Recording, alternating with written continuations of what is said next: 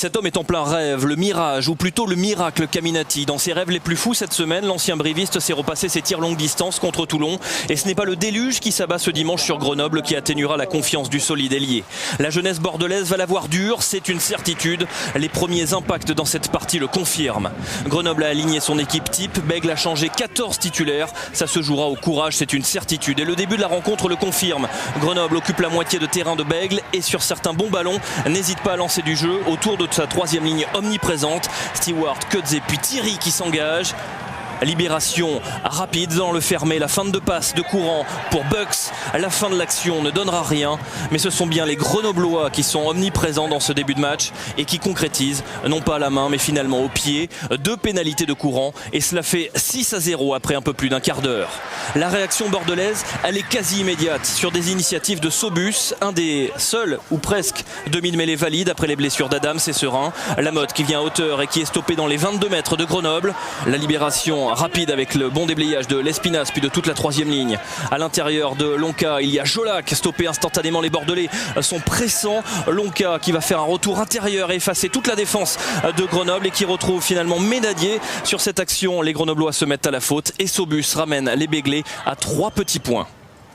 La jeunesse bordelaise est bien vivante, peut-être même un peu trop pour ce plaquage à retardement. L'Espinasse est sanctionné d'un carton jaune et voilà Bègle à 14 pour 10 minutes. Une infériorité numérique sanctionnée par une pénalité de courant.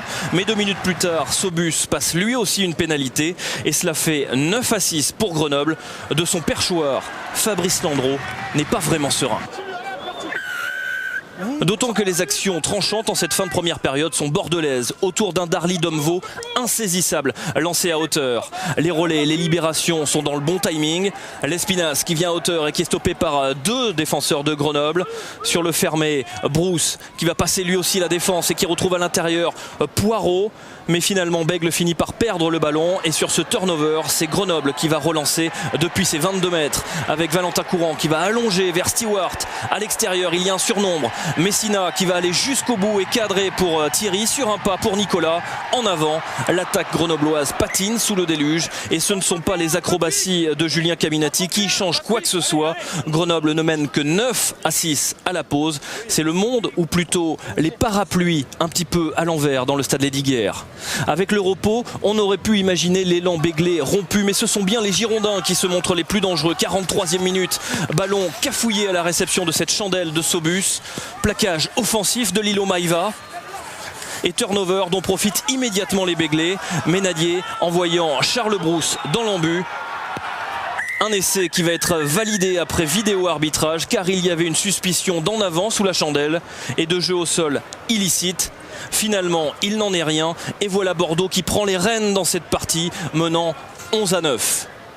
Bordeaux qui va même jouer à 15 contre 14 après ce carton jaune pour plaquage dangereux infligé à Edwards. Heureusement pour Grenoble, c'est alors que va débuter le show Caminati. Comme contre Toulon, passer la ligne médiane, c'est lui qui assume le rôle de buteur. Un premier coup de feu à près de 60 mètres. Et encore, il y a de la marge et après cette pénalité, plus une de courant, Grenoble repasse devant, 15-11.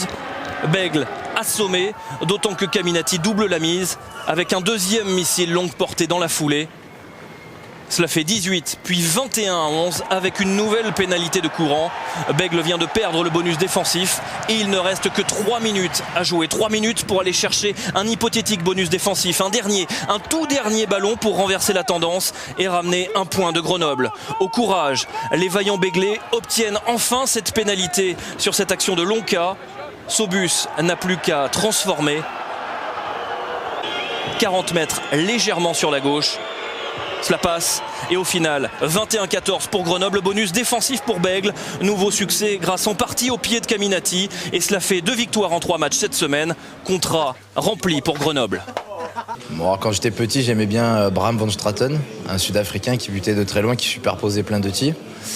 Et voilà, après je sais que depuis tout le temps, depuis tout petit, je me suis entraîné à taper de loin et à force j'ai pris le rythme, donc du coup je continue à le faire et pour l'instant ça se passe pas trop mal, donc j'espère que ça continue.